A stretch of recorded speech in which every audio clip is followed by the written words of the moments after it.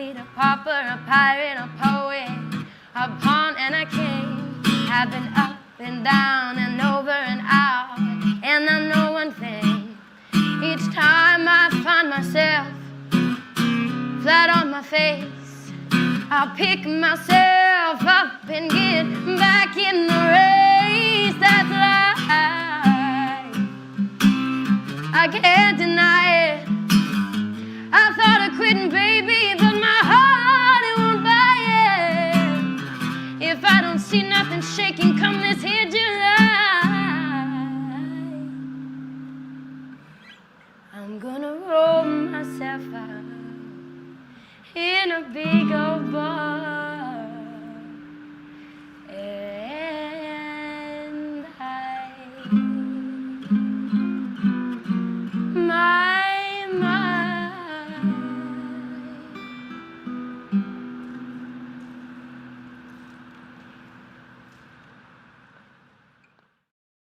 All right.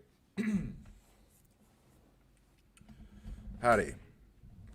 Haven't done one of these in a while, since Argentina.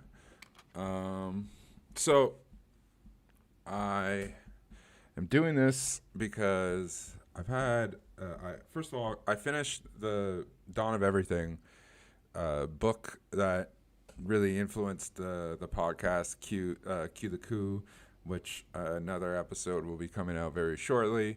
But I just wanted to, I'm going to review the whole book. I'm going to pull I'm just essentially going to copy Matt Chrisman and do a review of The Dawn of Everything on stream, because the book is so immensely inspiring, immensely inspiring, immensely paradigm shifting, but to be totally honest, like you have to take your own interpretations and your own conclusions out of the book, which I think might be the point of it, to be honest. So there's a part of the book that at the very beginning of the book, it essentially is saying, like, hold on to your hats, wait till we get to the end, your mind's going to be blown. And I really have to say that I think that the way of looking at it from that perspective is not the way that the book should be taken. The book is a book that should be used to demystify long established cliches about early human civilization. It should be about inspiring new ideas, consensus ideas, rather than providing any type of definitive answer. And I think that what the book gestures towards but doesn't really fully get at is the driving factor of our propensity to create social inequality.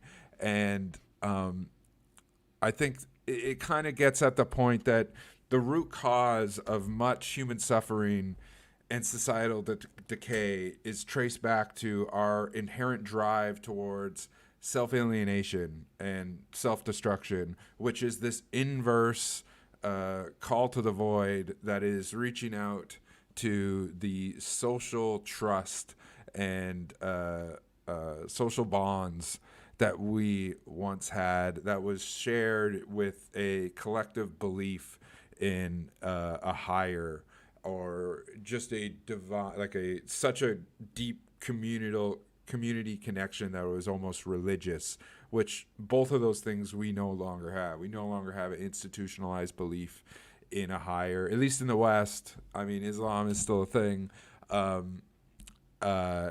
And we definitely have completely oriented ourselves towards material means rather than any type of understanding of what community is.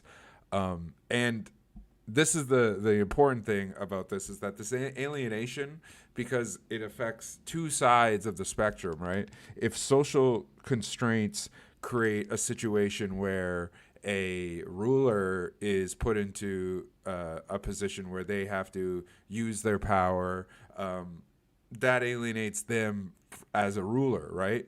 And so this is a paradoxical situation where this disconnect from our fundamental connection to a greater understanding of humanity is actually what drives our evolutionary change, because we're able to really shape our individual our individual humanity in a whole bunch of different ways that then creates this evolutionary push.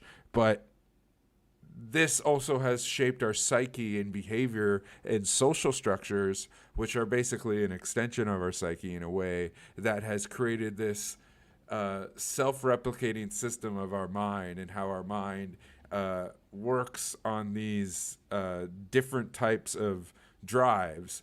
And the higher drives are more towards feelings of love and connection and security, and then the lower ones are based on food, water, sex, things like that. And I think to really understand all of this and all of where these drives come from, it's really important to understand the origins of not just our civilization, but like just our like the idea of like a group of humans as far back as a state, a higher state of consciousness, a collective consciousness could exist, because there is a unique development of our collective and our individual psyche happening in unison that creates this wild, polar opposite that is still reflected in our psyche when those drives get crossed or get have some type of confliction. And the point of this is basically, so if you look at back just generally historically, societies have long focused on communal living. There's been a shift towards individualism in the past, 500 or so years. But for the most part, we've lived as social beings connected to each other significantly. And this shift towards the individual has created massive contemporary challenges and a future that basically does not exist. So throughout most of human history, society has been primarily embraced by a collective ideology. We have primarily embraced a collective ideology emphasizing communal living and survival. Aristocratic, kingdoms and chiefdoms, the aristocracy, all of that has existed at times, but the prevailing trend in most recent in history has been communal living. We have had times where there have been an aristocracy more recently, but if we look at the larger picture, the last 500 years does not equate to the thousands before that were very much driven towards a collective, even under some type of shared bondage. And this shift towards individualism and personal experiences marks a significant departure from our past. And I think that understanding this evolution is crucial to addressing these challenges and, again, this future that really doesn't exist. And throughout history, this separation from the collective has been exemplified in various ways. A prime example of this hypothetical is the early human who controlled the fire. Bill Cooper always used this example as a Masonic belief, and it is because this is how hierarchy was developed, and it's understanding that possessing fire would grant individuals power. The earliest humans, if you were holding the fire and you kept the fire to yourself, you had the power because you were able to control who also had the fire. And this individualistic approach, while separating those very few people who knew where to get fire from or how to wield the fire, separated them from the collective. And this demonstrates this inherent human trait for seeking individual survival, and taking individual advantages through individual means. And now this is not a universal trait. We all have the capacity for it, but some people have the capacity for it. Some beings have the capacity for it more than others. And this classic Masonic example illustrates how these certain skills, like controlling fire, hunting, these traits that were based off of either hidden knowledge or violence, became the basis of the emergence of ruling classes or chiefs in ancient times. And those who mastered these skills and chose who got to know them and who didn't, were the ones who gained the most power. And this, again, was particularly occurring in masculine-dominated society. Skills like fishing, hunting, the use of fire were associated with violence and force. And so this knowledge and decision to divide and withhold created a separation from the collective. And possessing these skills also meant an understanding of brutality and violence and force, which further differentiated individuals from the group. And when questions arose about how this knowledge about the fire, how to wield the fire, was asked,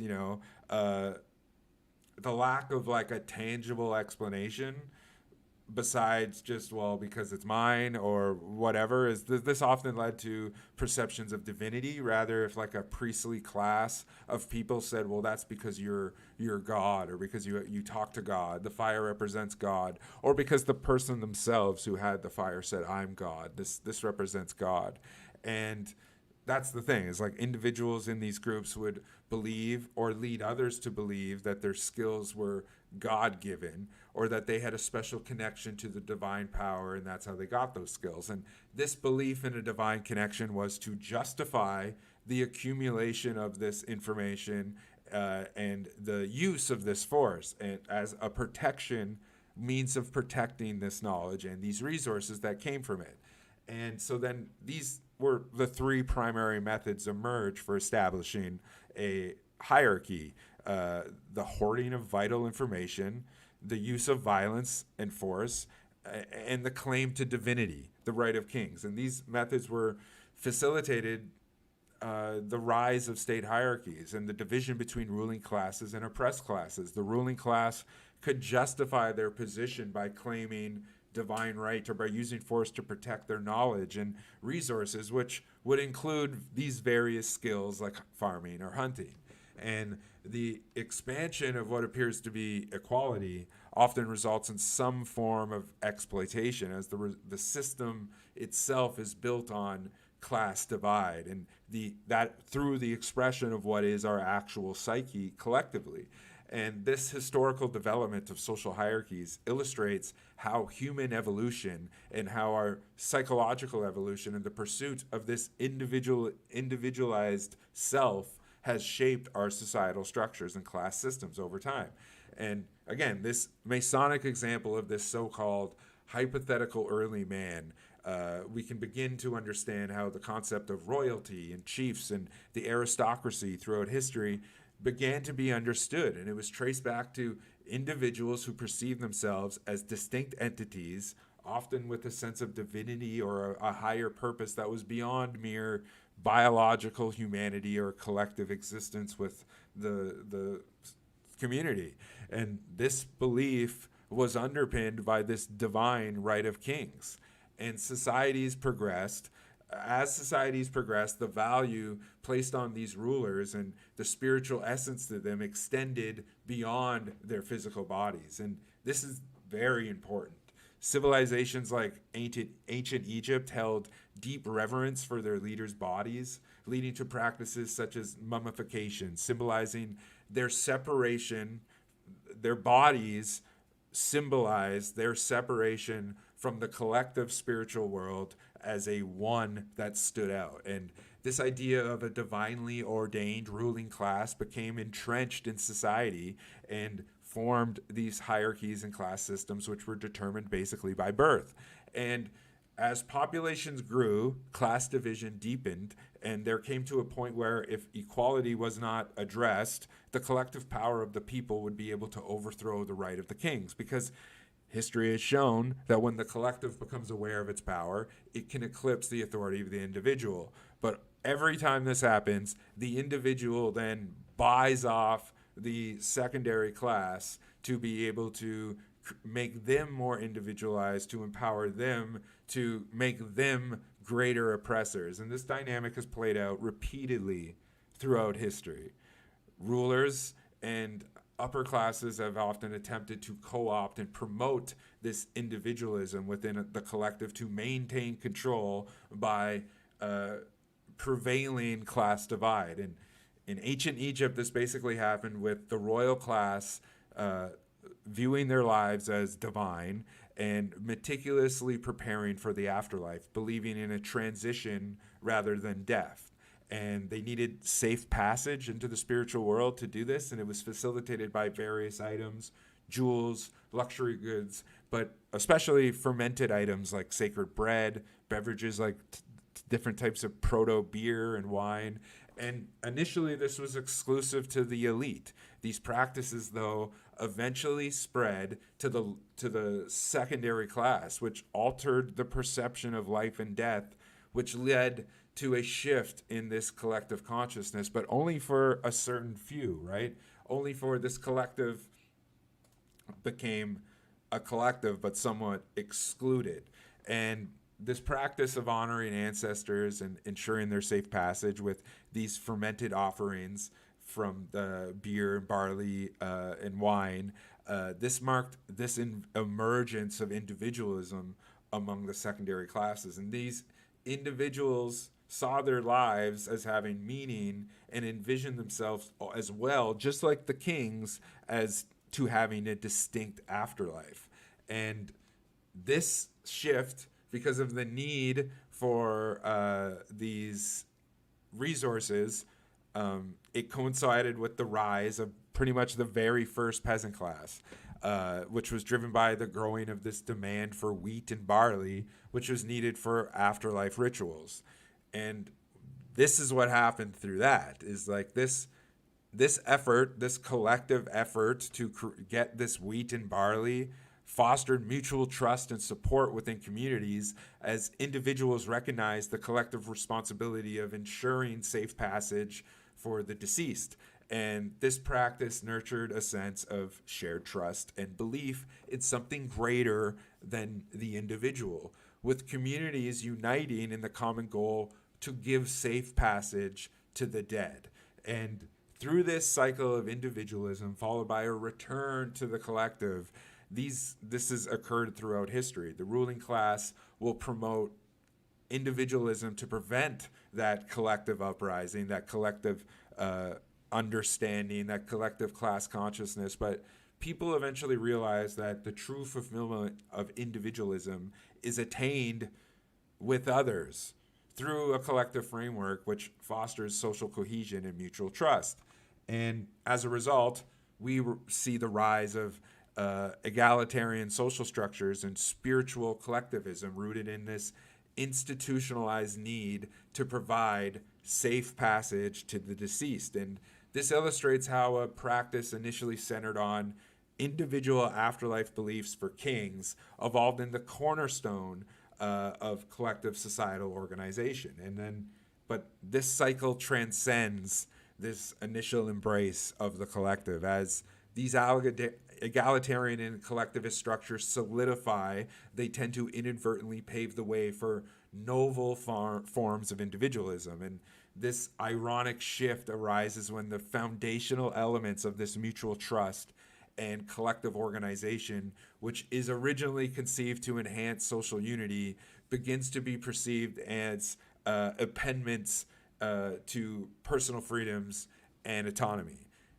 This leads to individuals echoing this chiefdom and aristocratic tendency of being the forebearers and seeking these avenues to express their distinctiveness from the group and their distinctive personal agency, which is often within against the framework of the initial collective intention and collective grouping. And so this resurgence of individualism typically manifests as either a critique or backlash against the prevailing collective norm, and it results in the use of social technologies and infrastructures that seemingly were designed for this to rationalize this community, this communal mechanism, is now paradoxically morphed into instruments of control and restriction.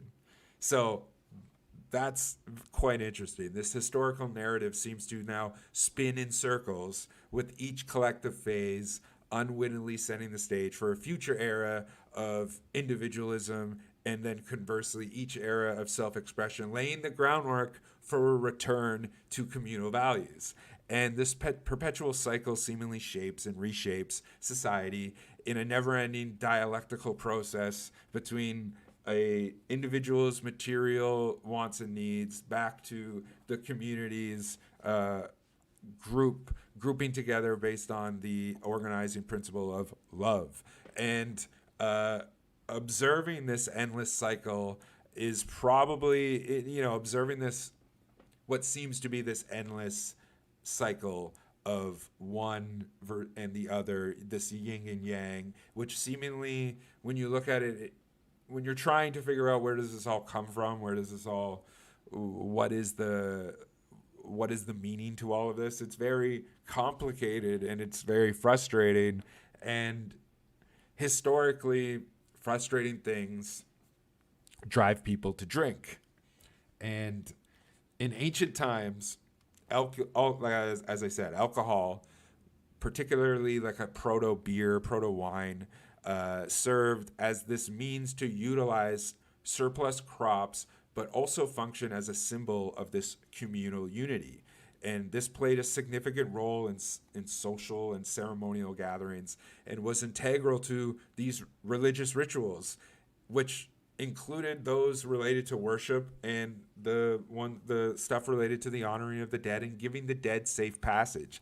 And the use of this alcohol as a social and cultural binder has been, you can see it evolve over time, adapting to various cultural contexts and social practices. So what's really interesting, and this is something that I've talked about many times in the past, about Karl Marx and his struggle with alcoholism, and it's intriguing to me to consider how his experience with this might not have clouded his understanding, but perhaps led him to understate the significance of alcohol's role in capitalism, because alcohol consumption has served as a ritual promoting social connectivity and solidarity. And in Marx's analysis, especially in Das Kapital Volume 1, he touched on how economic structures like capitalism could influence personal habits like drinking to use those for profit.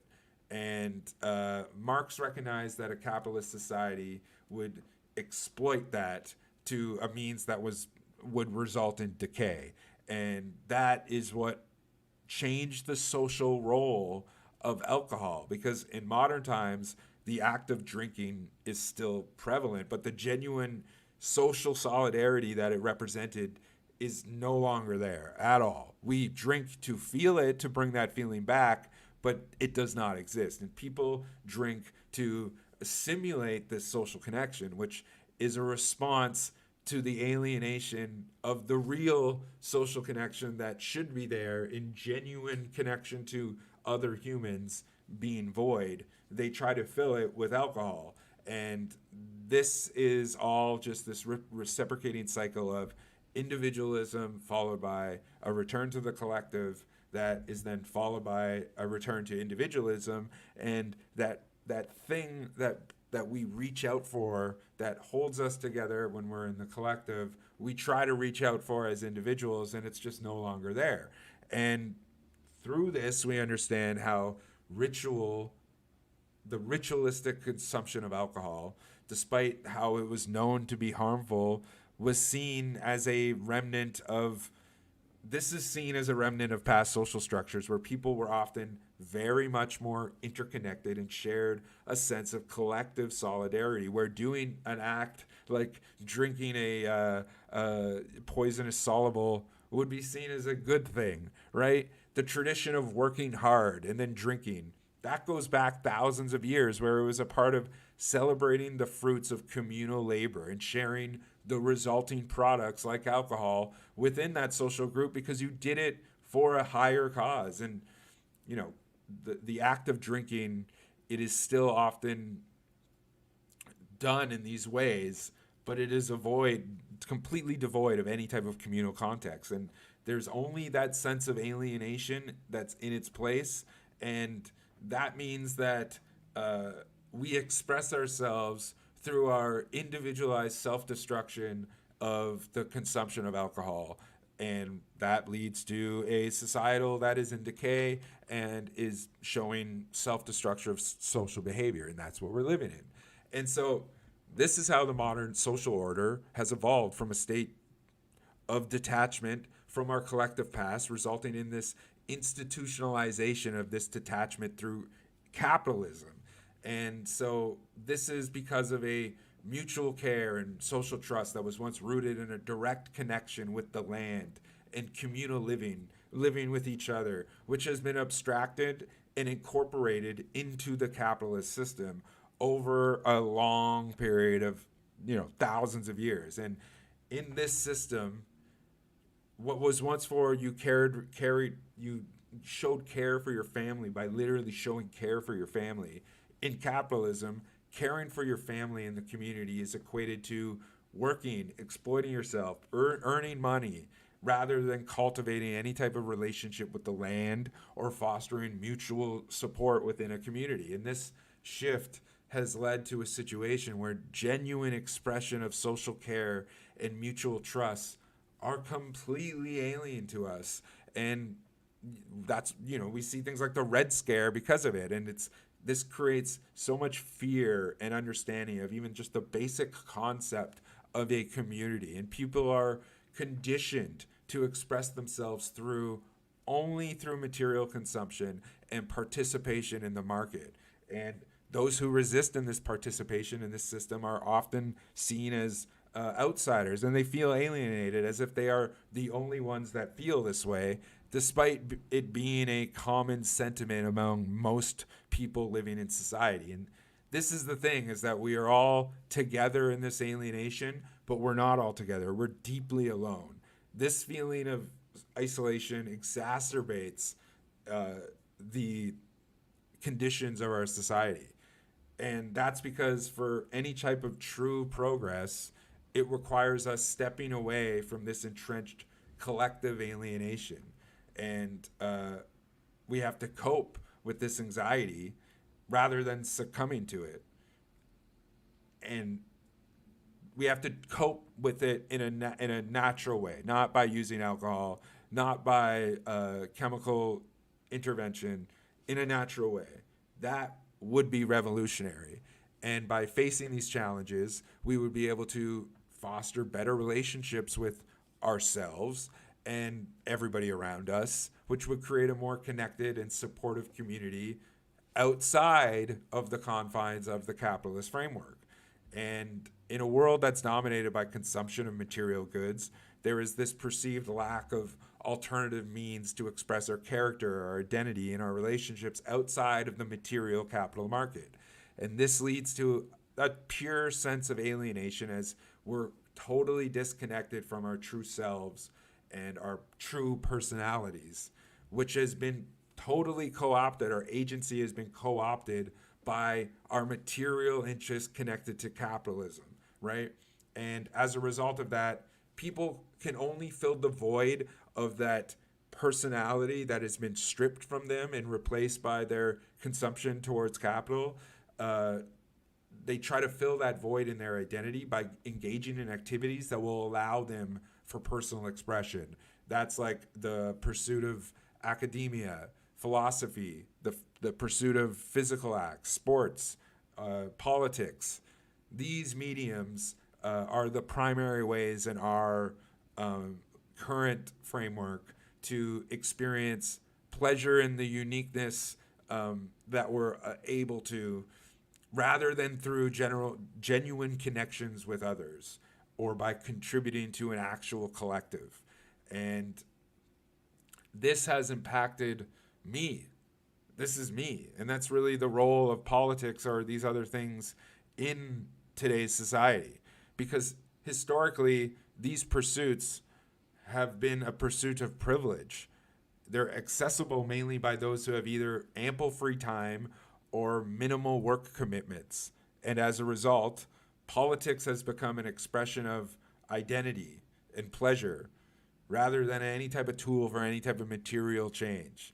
And this creates this system of, this gaming of politics by the most privileged people is traced back to ancient societies, where in Greece, democratic processes were often reserved for the privileged class, such as the aristocracy or the gentry.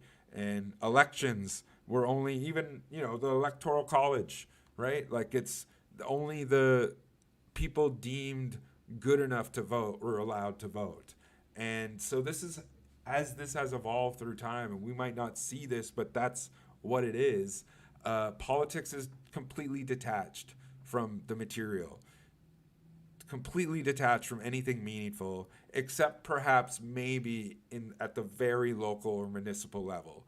And for many, many, many political engagements, this is just an ideological pursuit, a game, a struggle, and it's carried out predominantly by privileged people. This transformation of politics into a personal expression of identity rather than a means for a collective material change is a symptom of this deep alienation that this entire system creates. It is an identity crisis created and induced by capital-dominated societies. Politics is viewed in our society through the arena, in the framework, as sports, and as a substitution for war. Aristotle, again, this is a classic historical thing. Aristocracies forged through warfare have been now forged through the pursuits of sports or entertainment. And these things have the same type of pageantry and mythopoetic nature that shaped the aristocracies of the past. And there's a correlation between the involvement in sports and attaining high-level political positions throughout history, not to mention Donald Trump, who has he's in the WWE Hall of Fame and was a supporter of the UFC from the very beginning. This has influenced their political persona through this lens of the sports framework, because it works completely congruently. And you look at other figures who are like on the periphery of politics, like people like Dana White, who blend their sports identity with a political influence. And we see this with tons of different people, with sports owners lobbying the government. Like it's still there. It's existed for a very long time. And this increased sensationalization of politics, which encourages observers to view it through this framework of sports, creates a tribalistic approach just like sports, which is often just seen as in opposition to whatever the perceived prevailing narrative is, rather than any type of expression of like an individual belief in a better. And again, this sensationalization of politics framed in the sports framework turns these political events into nothing but a spectacle of identity, which just leads to deep tribal and ethnogenetic divisions, schismogenetic divisions in society. And this spectacle of politics serves, and I know this because I've been in it, this spectacle of politics serves to delineate and exhaust all forces that seek to change the status quo. the intersection of politics and spectacle is weaponized to maintain the status quo, which creates this, spectacle of identity that is perpetually in conflict with itself, which is replacing the military combat of old with this diplomatic struggle in the arena of sport. And there is an element of this that is so, like I've talked about this before, like kayfabe. Like we see it where personal defeats or losses are like strategically used to regain power in the future, like a sacrificial lamb or a scapegoat. And this is like one's weakness to highlight an enemy's vulnerabilities.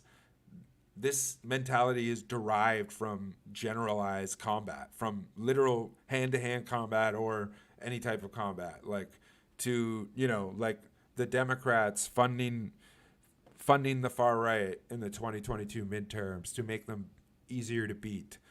Things like that. These are tactics that are derived from combat. And this concept has roots dating all the way back to the Maya ball games, where success in this game was intertwined in politics and social status and determined the player's survival. This historical example illustrates how identity is often tied to forms of nationalism expressed through spectacles like sports. People's identities are shaped by these regional state nationalisms, with sports and physical spectacles serving as a key medium to upholding those. Even today, when politics is the primary focus, it is often played out through the realm of sport, and vice versa. And this spectacle of identity formation basically is not even in reality based in any type of ideological framework. It's theoretical. It lacks any type of material substance. And that's the problem, is that true politics, any type of meaningful expression of a political thought, should be a genuine connection between two people who are really trying to create a better place in the material framework that we're currently living in.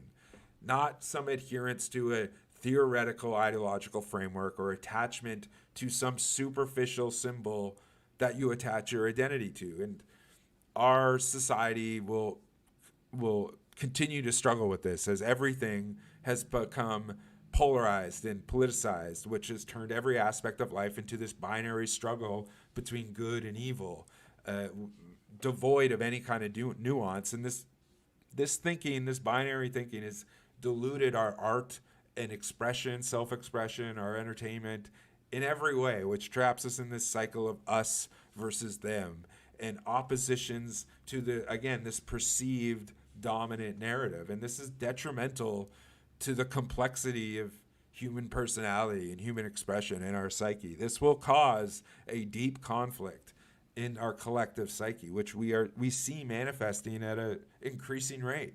This escalation of sensationalization in politics parallels with this simplistic good versus evil narrative in media and culture, and echoes these same concerns that were brought up by people like Adorno, people like the Frankfurt School of Critical Theory, the scrutiny of mass culture and media propagating dominant ideologies, which reduce complex social and political issues to just these binary oppositions. And Adorno talked about this trend in media and culture, where stories and narratives are framed in this heroic black and white dichotomy, mirroring a oversimplification seen in the current political discourse. And while this appeals to the very simple-minded, because of its clarity and the drama, the narrative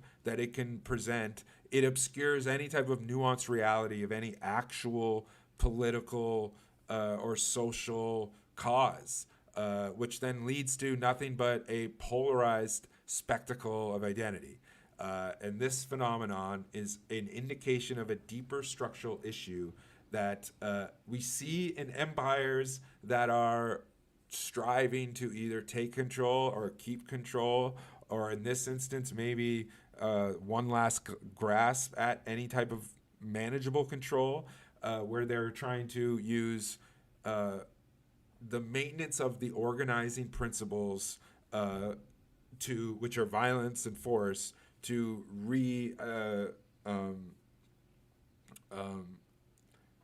reconsolidate the power structure. And in this context, the sensationalization of politics with this hero and villain narrative that the liberal world order are trying to perceive with like the far right, and the, people like Biden is supposed to represent the left. This is not just a distraction, but it is a tool to uphold the power structure through this division and conflict. And Adorno's insights suggest that this is a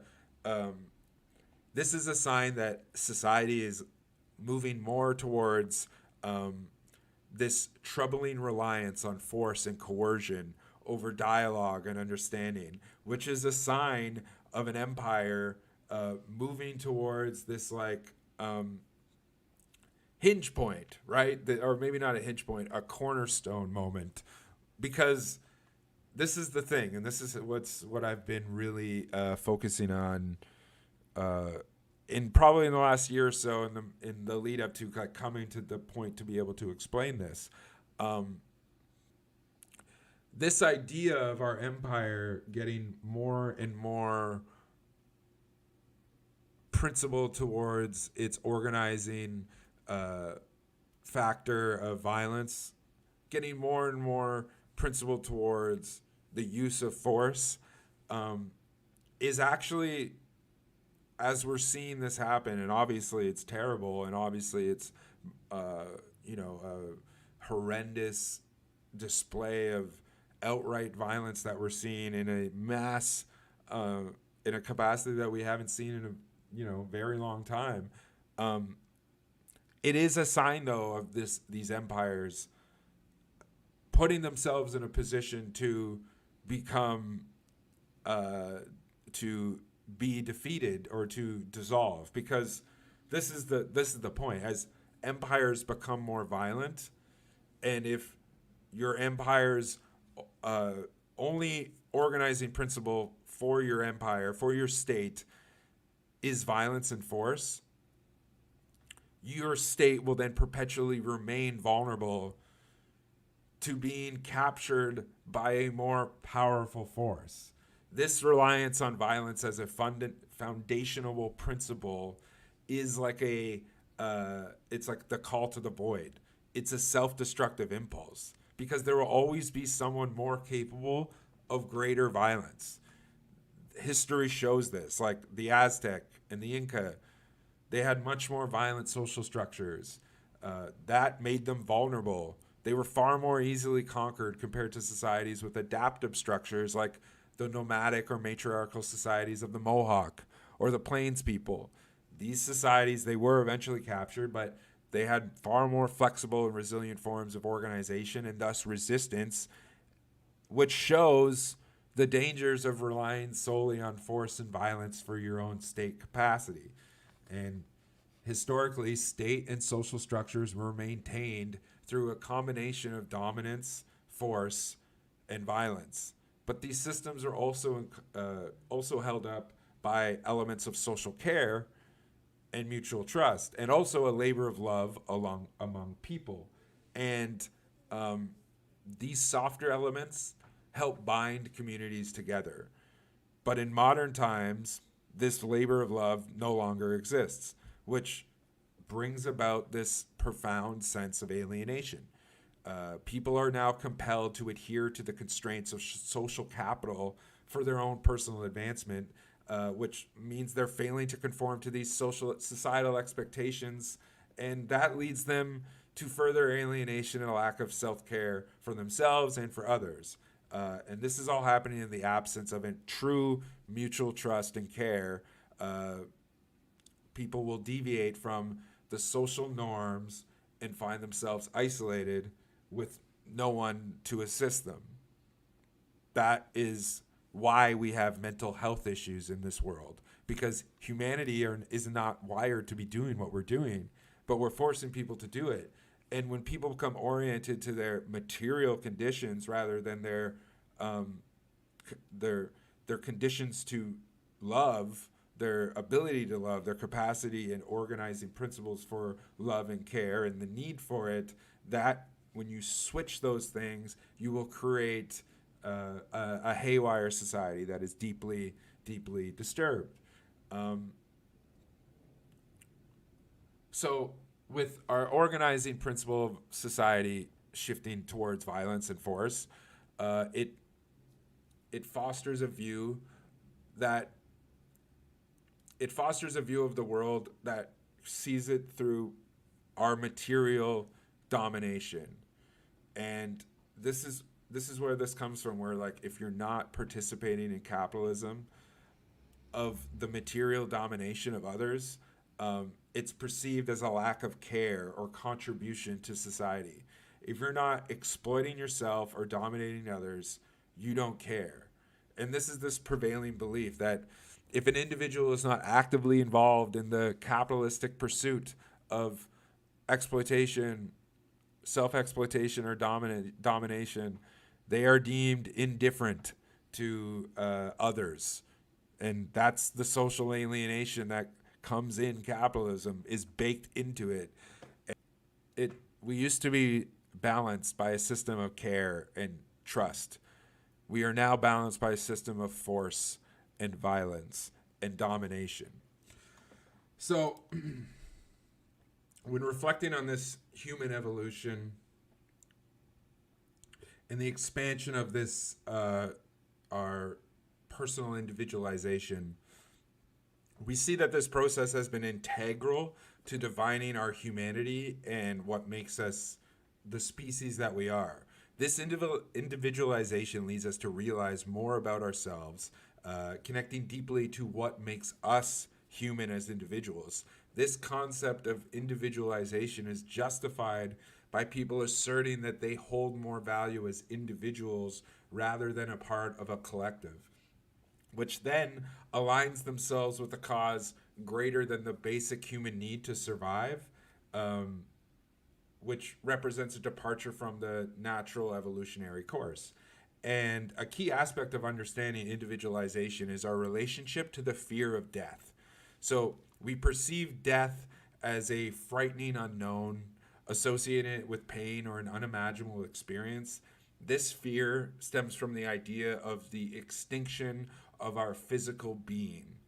However, there is also a sense of peace in accepting mortality, which is a part of the collective psychology of our humanity.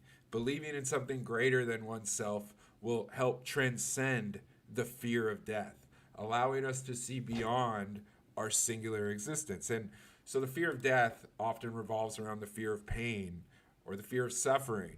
But when considering what lies beyond that, fear becomes far less tangible. It's either conceptualized as this nothingness or as an unexplained existence beyond our comprehension.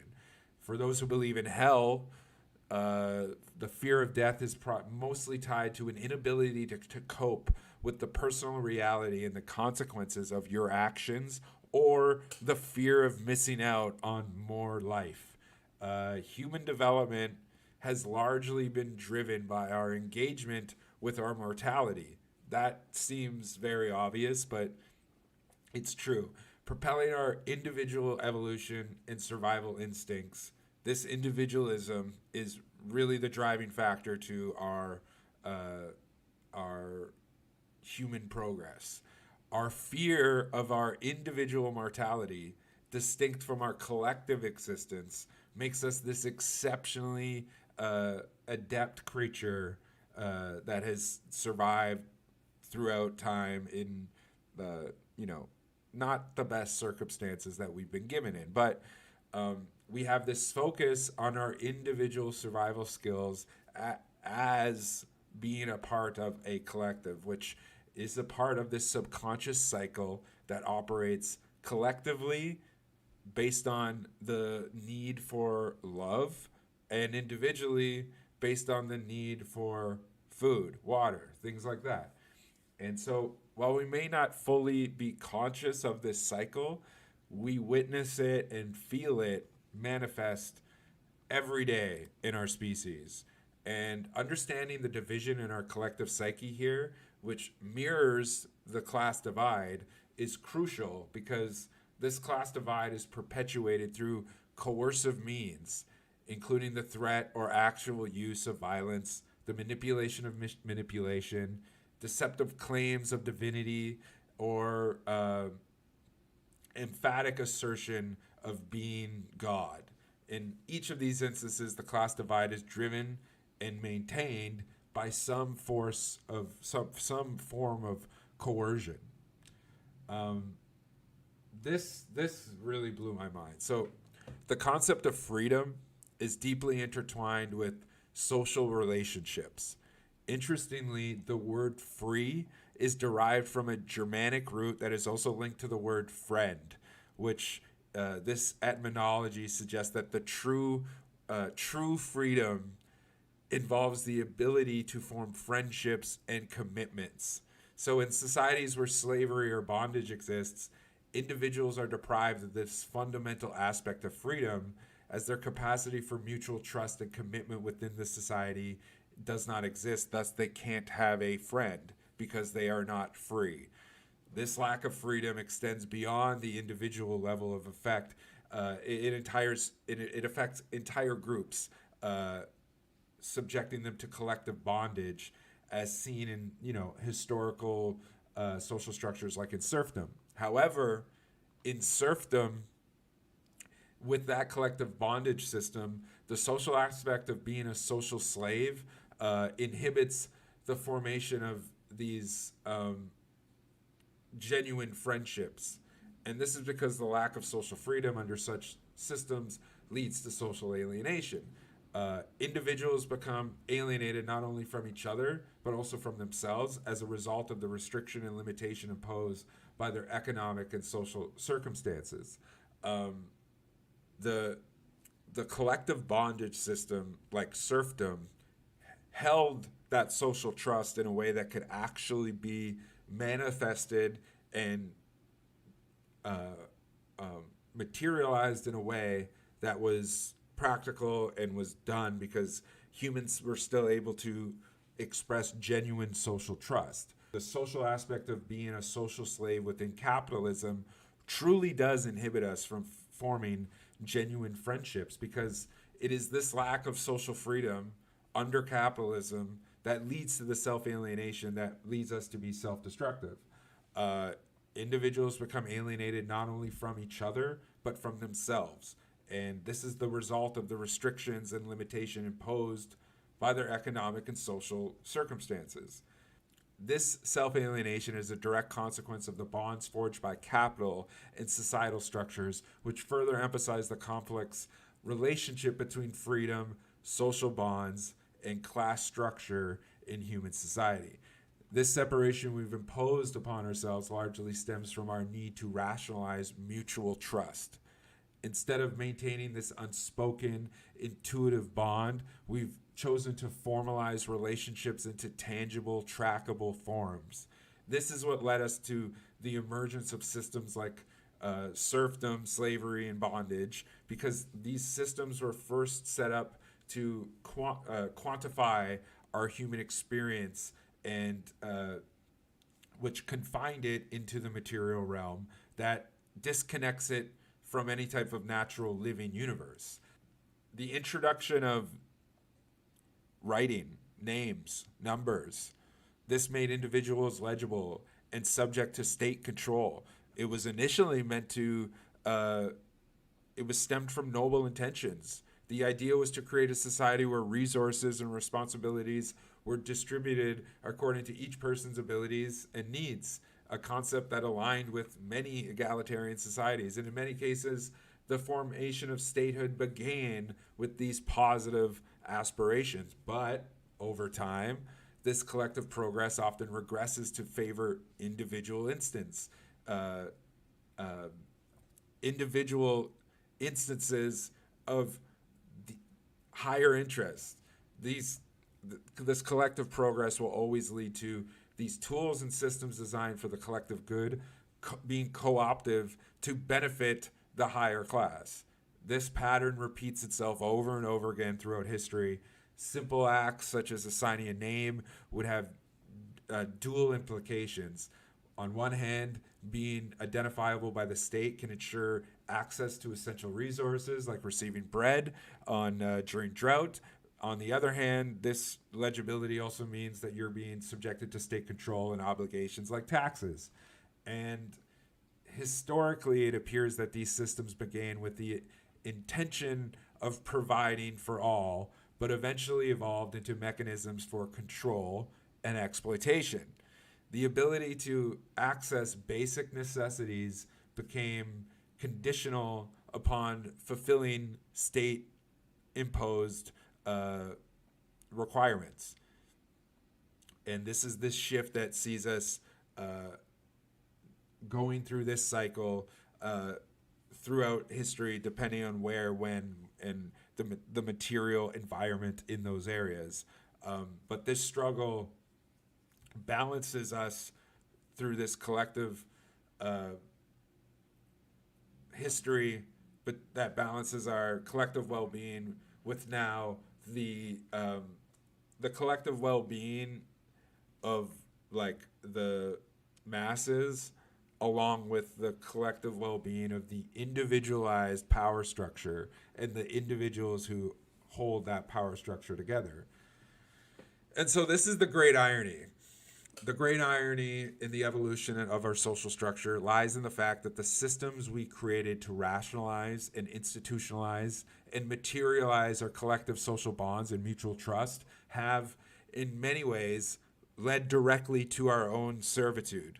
These systems were intended to facilitate and manage societal functions, essentially to aid the collective, but the singularity of our individual experience, when translated into these formalized systems like bureaucracy and systematic management, inadvertently transform these supportive mechanisms into tools of enslavement. That's how our brains work. That's how society is then formed. Historical patterns often reveal that efforts to formalize social trust and cohesion lead to exploitation. The dawn of everything shows this, with the emergence of the peasantry, where systems meant to defend the common folk ultimately contributed to their oppression. This trend was also mirrored in the Inca civilization, as seen with the treatment of the Alu system, which was originally just this nuanced, flexible social system that was subsumed into a grid bureaucratic structure. The Quipu, which, while seemingly was equitable, reduced individuals to mere numbers and inadvertently created a class of laborers and perpetuated inequality. Now, another example is in contemporary society. Capitalism was heralded as a pathway to freedom and prosperity. The paradox is that it contributes to a form of self-enslavement.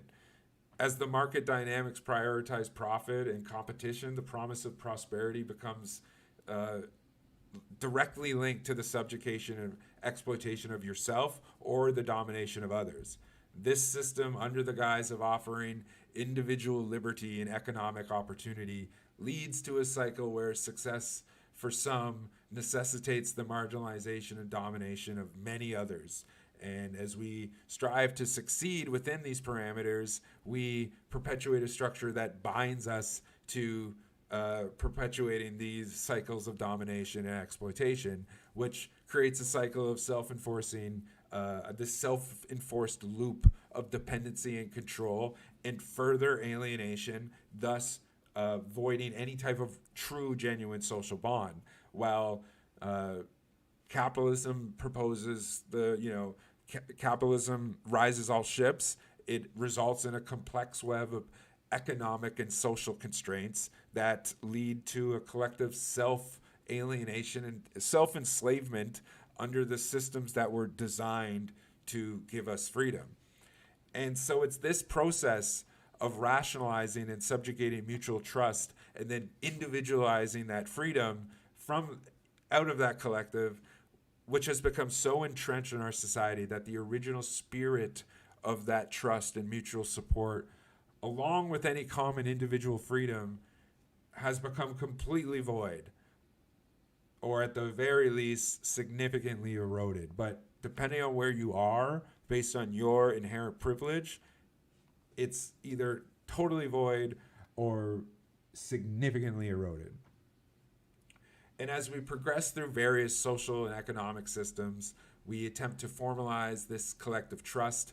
These systems turn against us and they become instruments of bondage. This has led to this liberalization of individuals who are often unwillingly becoming a part of the system simply because their material interests depend on it. Even if they don't actively choose to participate, their need to avoid the negative consequences forces them into compliance with the system. And then consequently, there is this sort of gravitational pull towards the center of this system, which draws people in. And it's often, most often than not, completely against their will or original intentions or better judgment. And then this revolution, the evolution of this system reflects this complex interplay between the need for our social organization and then the unintended consequences of the attempts at systemizing this mutual trust. And over time, this process of individualization leads to the creation of the class system, and then the idea of everyone being equal or godlike was always attainable, as there would always be an oppressed class within this framework. And this is where the current political dichotomy comes from. This is exactly where it comes from. The political dichotomy that we live in stems from the individual ways in which we interact with each other and the societal system in which we're living in. On one side, there's those who benefit from the existing system that seek to preserve it. Their goal is not to spread their way of life to others, but to maintain it for themselves exclusively and for their next of kin. Literally the 14 words. This desire to preserve their lifestyle leads to this resistance against any form of equalization that might threaten their status, which includes the preservations of concepts like the right of kings and the aristocracy. And then, on the other side, we have what is typically associated with the left. And those are the people who, despite being part of the system, also feel exploited by it by witnessing what it's doing to everyone.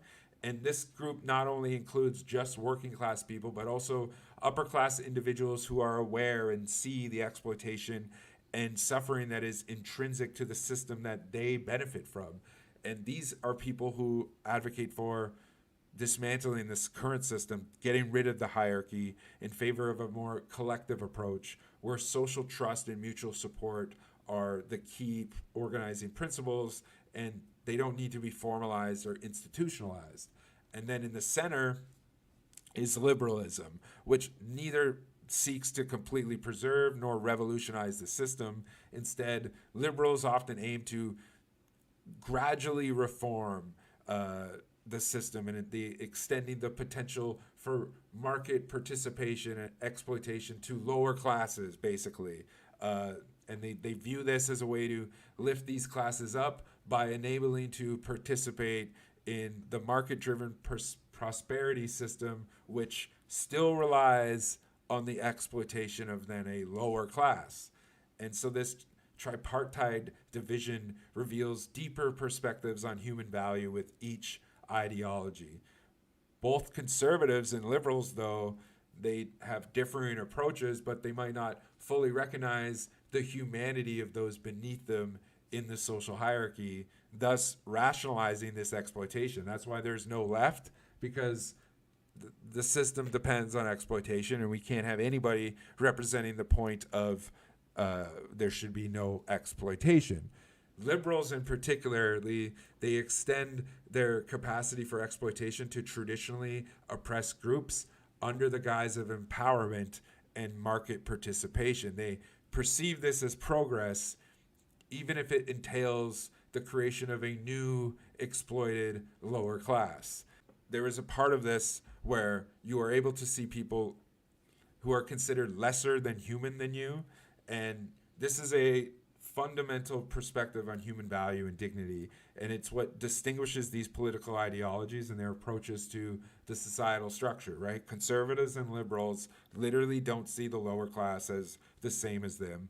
And they see them as a pawn for either power or a threat. And that's essentially it.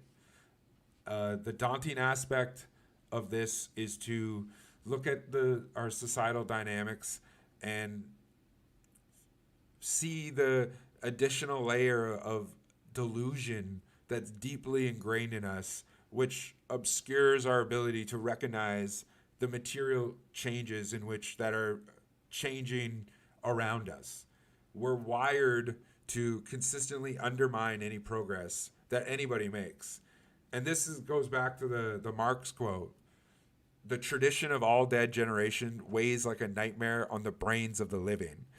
So we find a profound understanding of this phenomenon. This quote suggests that the legacies and norms of past generations heavily influence and often constrain our current thought processes and actions. And I mean, that's bang on, Carl.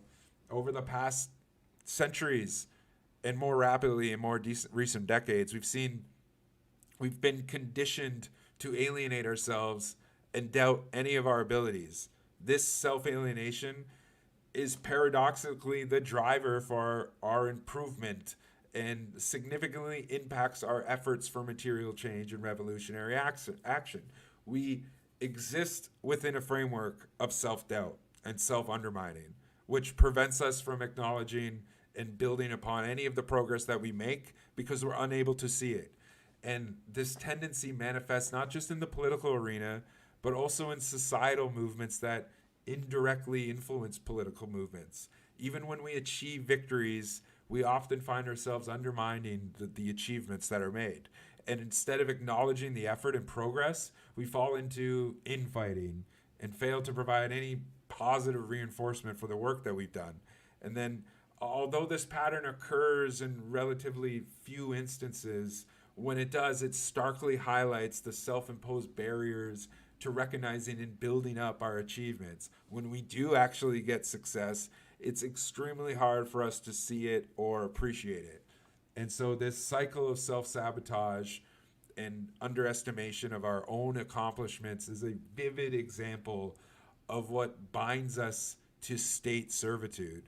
It reflects this deep-seated challenge within our collective psyche where the shadows of our past generations and our ingrained habits of self-doubt and alienation hinder our ability to fully realize and appreciate our potential for change and growth.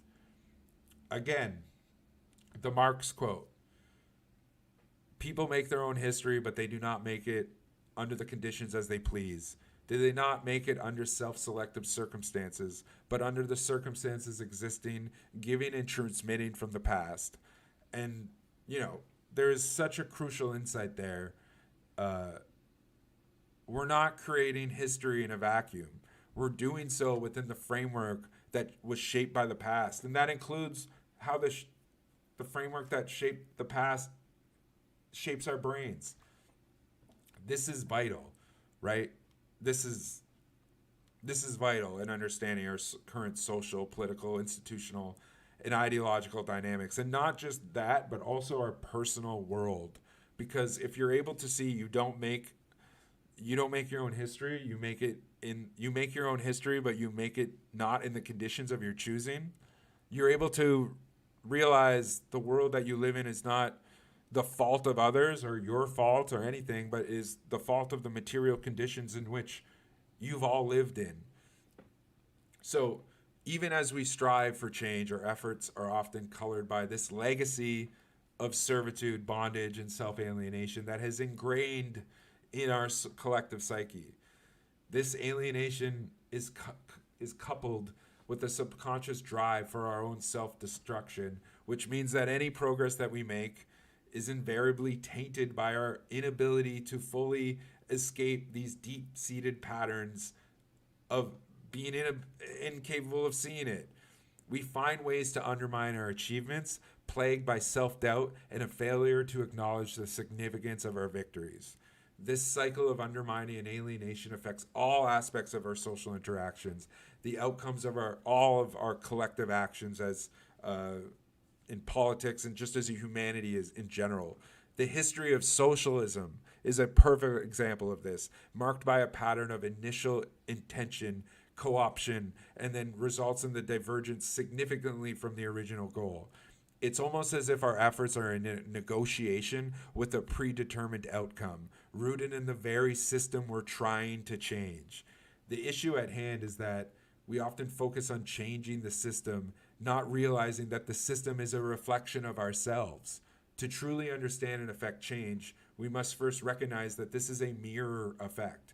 Even in the process of liberalization, where segments of the population are seemingly uplifted, the underlying mechanisms still serve the state's interests. This is evident in neoliberal policies where economic shifts such as inflation create this illusion of access to wealth while perpetuating this existing global order at the same time. The mobilization of the middle class and the extension of the consumer power are strategies to maintain the status quo, not genuine efforts towards egalitarianism. In this landscape, we grapple with the challenge of realizing meaningful change that transcends the limitation imposed by our historical psychological baggage. The current socioeconomic landscape is witnessing a trend where more individuals that were previously lower income are becoming lifted up to become upper middle class and being lifted into a higher economic bracket. And this phenomenon, which I term liberalization, is occurring within the framework set by the state. It's not aligned in any way with any type of socialist or egalitarian principle, but with neoliberalism. And this is like where they're using inflation inflation plays a crucial role by increasing the access to money to a broader population, but the increase is not uniform across all economic strata, right? Like someone who previously earned $39,000 might now earn $57,000, but this pales in comparison to someone who used to earn $390,000 but now earns $570,000. See, like the growth rate is similar, but the absolute increase in wealth is vastly different, which benefits those who already have money, and it reinforces their control. And so while this shift appears as an empowerment and upward mobility for the lower class, it is essential to recognize that this exploitation still persists globally. And there is resistance to this, but the deep-seated issues in the Western human condition, such as our inherent self-doubt and alienation, hinders our ability to acknowledge and appreciate political and social progress. Our propensity to focus on the imperfections and potential negative outcomes often overshadows the positive changes that do occur. This pattern pervades our actions, especially those with progressive intent, and as a result, we often fail to achieve any of our objectives. On the rare occasion that we do, our perception is clouded by this same lens of undermining and self-alienation, which prevents us from fully recognizing and valuing our achievements. And this inability to acknowledge progress is not just a shortfall, it's a fundamental aspect of how we interact with and perceive our efforts in changing the world. And I keep repeating this because it's crucial to articulate, as it differentiates from this liberal viewpoint, which might overlook these deeper systemic issues in favor of a more surface level solution, like let's just print more money, let's just increase the access to cash, right? Let's maybe do a universal basic income, because if we do a universal basic income within capitalism, that won't change anything. That will just make consumers better consumers. And so this tendency to overlook progress is partly due to the societal dichotomy that perpetuates this sense of helplessness against the ruling class and the established system. This system is designed by those in power, and it often renders traditional methods of effecting change completely ineffective. And as a result, people engage in struggles within the constraints of the framework that has shaped their identities. This framework not only reflects our purely negative traits, but also reinforces them and creates a cycle where this system becomes more entrenched and resistant to any type of positive change because it's so polarized against each other. And this dynamic is underscored through the complexity of attempting to effect any type of meaningful change within a system that is deeply rooted in the reflective of our own societal and psychological limitations. And because in this landscape of capitalism, there is this gravitational force that seemingly alleviates people through a process of liberalization, this liberalization is still intertwined with social alienation. This process creates a distinct split in our psyche in the upper middle class. Again, left, right, center. The left has social solidarity. It can relate to the lower class to some extent. In contrast, liberals primarily view the lower class as a means to an end and treat them as like potential voters or pawns to further their political power. On the far right, there is an even more stark disconnect, as far-right individuals, despite being subjected to the same capitalist system, are aligned themselves with the upper class or the ruling class, and they might not even be able to perceive the lower class as fully human, which reflects that deep-seated divide in our societal perception and relations. And this division really has personal relevance to my life story, particularly in understanding my inherent social status. I think in every sphere where political, radical, protest-based, or within any type of philosophical arena that is for the pursuit of truth, there is a constant pattern of self-undermining, self-alienation, and self-destruction in any type of institutionalized form. And the way that that basically manifests from a single person into a group is through trauma and through abuse and through violence and force. And the way that I relate to that is because I was abused as a child at the hands of a caretaker, and it continued as for years. And the sexual abuse seemed it didn't seem out of it didn't seem odd to me. What seemed odd and the most distressing was the part where other people found out about it and witnessing my reaction to how those people took it when they found out about it. And this alienation led me to growing up with deep resentment towards my social conditions, because I felt like my, upper class, I have, mostly everything that I would want as a young person. I felt like it wasn't deserved because of my failings as like a social being, because of the alienation that I had based on what happened to me and seeing people react as if what happened to me happened to them. And so I distanced myself from my peers, or as I got older, I distanced myself from my peers or like my contemporaries as far as like my parents' friends, kids, and stuff like that, because I really didn't relate to them, because I had a resentment towards those type of people, because I saw my family entity in my direct peers. So I found solace in friendships with individuals who I saw as lower in the socioeconomic class structure, and also those dealing with like mental health and drug issues, as I found those people to be more relatable to me. And as I grew up, I began to,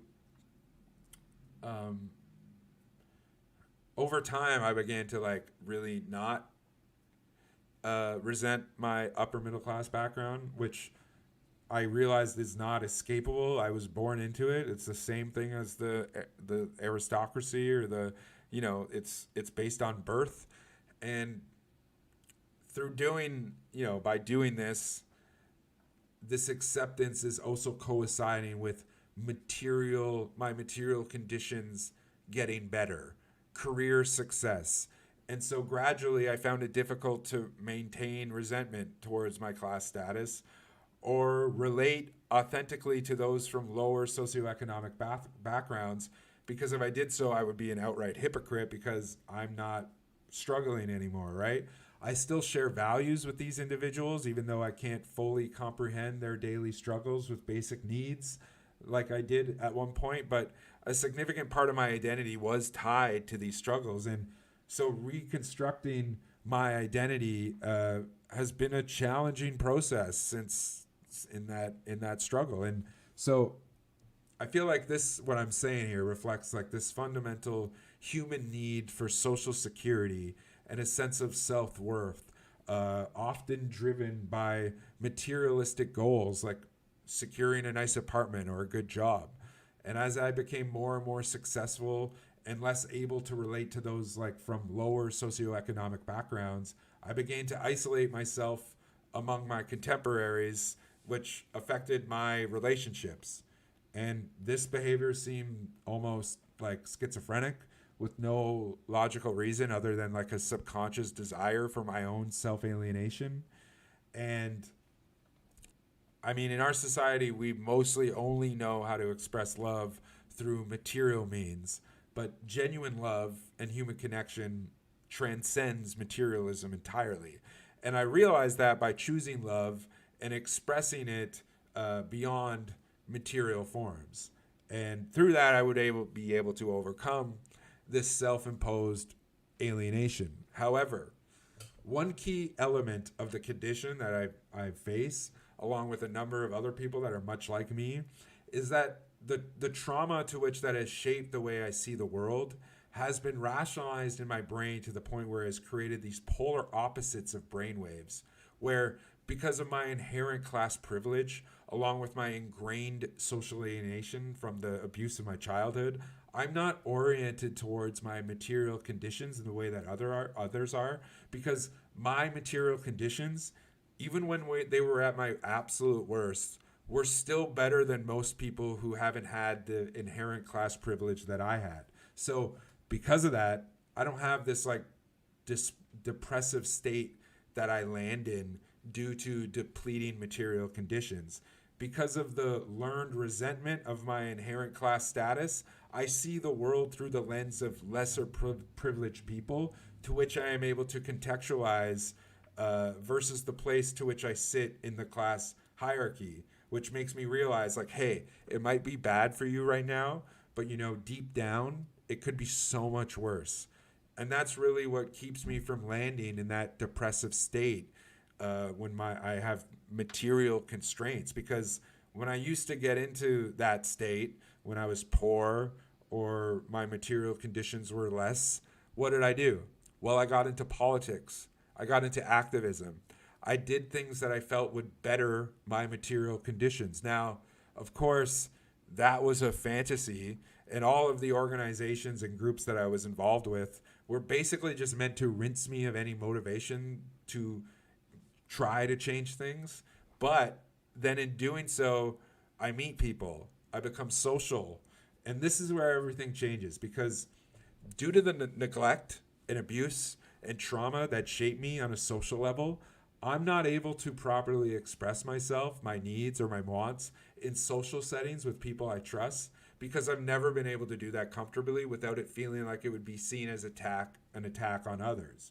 And because of that, when I'm in social groups and other people are making their demands and needs and wants heard, it makes me alienated, because in seeing others having their needs and wants met, I don't have mine met, simply because I'm incapable of expressing them in a healthy manner.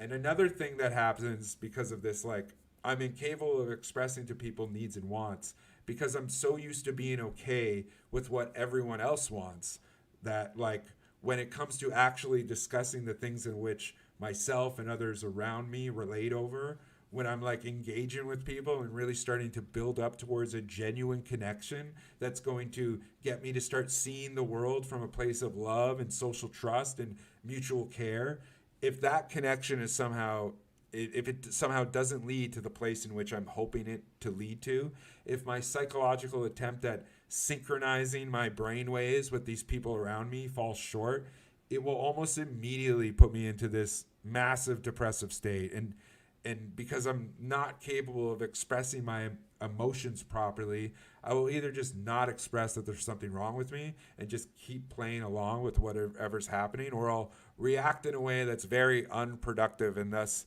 will cause more social alienation. And so the way in which this depressive state operates and has operated in my mind since I was a young adult has been this like it's organized in this way and rationalized in my brain because that alienation that other people that are less fortunate than me have tied to their material conditions, for me, as an inherent middle class privileged person with neglect and trauma to shape my worldview, that alienation is connected to my social constraints, which while other people might have the urge to like hurt themselves as material beings when they reach this dark place of self isolation, for me, it's never been about hurting my body. I'm not suicidal. It's always just been about hurting myself as a social being, to which I have partaken in social suicide. This is where you get the conspiracy theorist, the radical, the shit poster. This is all a part of my drive to socially alienate myself and withdraw myself from general society. And it's like all of this pent up emotion, all of this tension, your brain can't hold all of that for that long period of time.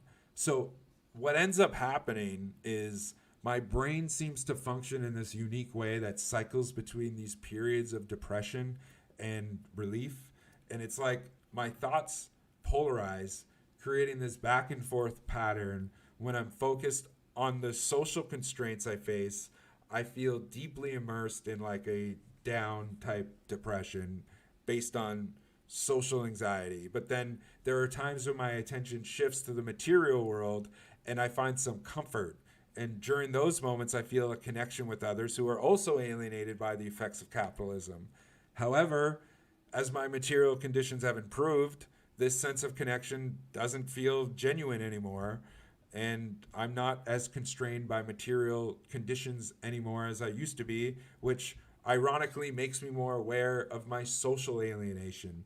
And so this awareness then plunges me back into a state of depression. And it's a reoccurring cycle that I become less materially constrained. My focus intensifies on the social aspects of my alienation, leading to these repeated episodes of depression and temporary relief. And this results in a pattern where my brain, I think, is attempting to categorize and manage this depression akin to oscillating between two conflicting orientations, much like how someone deals with primal needs such as hunger, thirst, or sleep, which I think is why sleep deprivation actually knocks me out of this brainwave, because my brain starts to be oriented towards those primal material drives to which I'm wired to feel good about. I've always had them, rather than my social drives, which I'm wired to feel bad about. It's as if my brain is trying to time these depressive cycles based on my material and social conditions, preventing them from being ever present, or even worse, in direct conflict. And compared to the complex and cyclical pattern of depression and relief I've described, I think someone with a more neurotypical brain would probably experience depression in a more straightforward and consistent manner without such extreme shifts. And this contrast is significant when I think about the conditions that a bipolar person would have in someone with autism, right? This tendency of my brain to organize obsessively also influences how it processes this depression. And it is a drive that is essentially for balancing my mental process. It helps to redirect my brain waves and shifts them from being analytical about social dynamics to focusing analytically on the material world, while it encourages a more emotional and loving approach towards social interactions, as opposed to applying such emotional interactions to material aspects. This toggles between different modes of thinking and feeling in a continuous subconscious effort in my brain to maintain a harmonious balance in my perception and interaction with the world around me. And I think that this mechanism is pivotal as it highlights how our brains can develop these subconscious coping mechanisms to navigate our traumas. These adaptive responses to trauma manifest through these polarized brain waves and this separated way of thinking, which becomes a source of ingenuity and practical life skill. And they are instruments in shaping future developments and in our learning from past generational traumas, because it's crucial to do this for our collective evolution and adaptation. These traumas are the keys to better the world. And in addition to providing these subconscious coping mechanisms, our brains also have evolved to proactively ward off more severe mental conditions. And I think this preemptive adaptation is a testament to the brain's remarkable ability to learn and evolve over time and develop mechanisms to mitigate the risk of much more debilitating mental health issues. This process, though, it manifests in ways that are perceived as mental illness. And what might be labeled as a disorder, it could actually be, in fact, the brain's natural way of preventing a much worse disorder. And this understanding highlights our brain's complexity of our evolutionary capacity in safeguarding ourselves from deep mental harm. And recognizing that these manifestations are potential preventative mechanisms leads to a more empathetic and informed approach to mental health. And we can acknowledge that these underlying protective intents of our brain responses are actually healthy and are preventing us from further self-destruction. And I think, considering the brain's evolutionary and adaptive mechanisms, I think we can theorize that the extreme mood swings in bipolar disorder that I'm kind of referring to is like this overclocking of emotional regulation. And I think that this could be the brain's strategy to cope with stress or neurological imbalances, and potentially serves as a neural diversion to prevent the onset of more debilitating symptoms typical of like schizophrenia, because the brain is doing these flips to make it so that your conflicting desires aren't being held at the same time, which would then create like the conflict that would cause like a schizophrenic episode or a neurotic episode. And I think in this context we can see that, purely just a theory, I don't know anything, but I think this makes so much sense to me. I think bipolar disorder to the brain is seen as like a lesser of two evils, whereas the brain is opting to intense mood verifications to stay more grounded in reality, as opposed to the altered reality that schizophrenia creates. And I know this is unconventional, but I think it's a theory that highlights the brain's capacity for neuroplasticity and adaptive functioning over time. And I think it aligns with what we know about the ability of our brains to adapt and protect ourselves in response to various stimuli and trauma. And this is essential because historically, individuals with unique perspectives, like my own, have a tendency for, people who have a tendency for obsessive organization or unconventional thinking, they played significant roles in society historically. But today, these traits are misunderstood and stigmatized instead of being embraced like they should be. My unique thought patterns, which diverge from the normal, not only fuel my desire for new experiences and relationships, they lead to major life changes that other people probably wouldn't decide to do, like moving to new cities. But it also drives my passion for, to do things like this, to write and to stream. I feel like the neurotypical type person wouldn't be driven to do these types of things. And this type of uniqueness of my expression comes from this disorder. But in contemporary society, this divergence is viewed like as it's viewed with misunderstanding. It's viewed with direct alienation rather than the reverence that was afforded to eccentrics for their distinct contributions and perspectives that has always helped society. And so this is a pivotal thing for me because it instills a profound sense of liberation because I recognize the value in eccentrics and what they bring to society. And it makes me feel like, oh, this makes so much sense. It makes so much sense in my role. Like, this, I understand the importance of authentic self-care and nurturing real life human connections because I'm able to now see my value in society through the fact that I am eccentric. And even if things are outside of my comfort zone, I'm still willing to do them because it's worth doing. And it will get me to a place where I don't feel those downs because doing new things is what gives me the up. And I think this approach to life, though, is new to me because I've only recently realized that this is going on, aligns with, my long-held desires. Embrace discomfort. Confront your fear. I've come to see this. It's crucial for personal growth, but also for contributing to meaningful societal change. This is a world that will benefit immensely from the unique insights of eccentrics, and prioritizing one's well-being as an eccentric should not just be a personal choice, but it's it's not just about you to be good to yourself.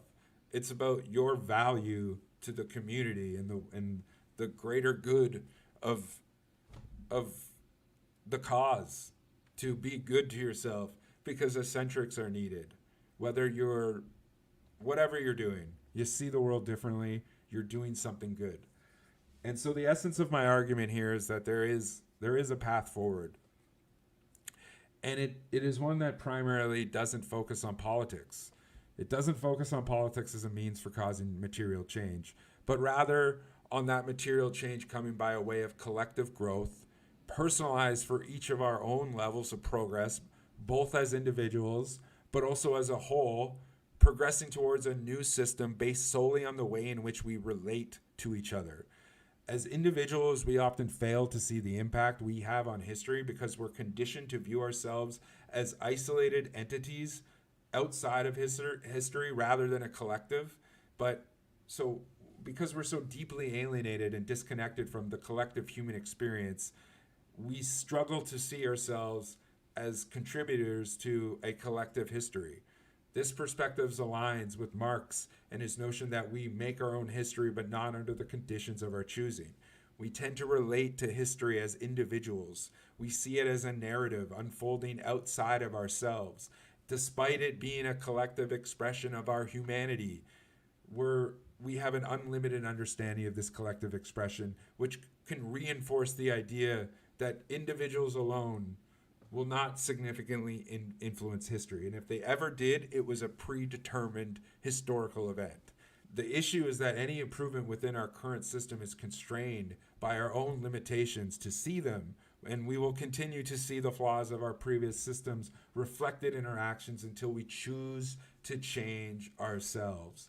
Improving the discourse of politics and our social culture is one thing, but the real change will happen when we collectively decide to better ourselves, to heal from the damage inflicted by colonialism and capitalism. Everything we do is influenced by these systems and our psyche, that we are deeply affected by them at all living moments. And we replicate the domination, violence, and force of the system in which we live in everything that we do, unless we are making a deep constrained effort not to do it. And most of us aren't able to do that because we don't know what love is. We don't genuinely know what it is to care. And the metaphor that I like to use is a cage. To escape the cage, we got to stop focusing solely on its physical barriers and instead recognize and connect with those around us to lift up the cage. This involves shifting, again, from an individualized perspective to a collective one, understanding that the societal change will occur when numerous individuals make the shift to change themselves, not just for themselves, but for everybody else around them. Every time we choose to reconnect with the collective, society itself shifts. We cannot sustain this dominant system if people are collectively rejecting the desire to hold force and violence over others. Choosing love and rejecting exploitation is the path forward. Love, in this context, the love of others, the love for community, and the love for oneself for your community is genuinely revolutionary. It's not just the feeling, it's a powerful force for societal transformation. All right.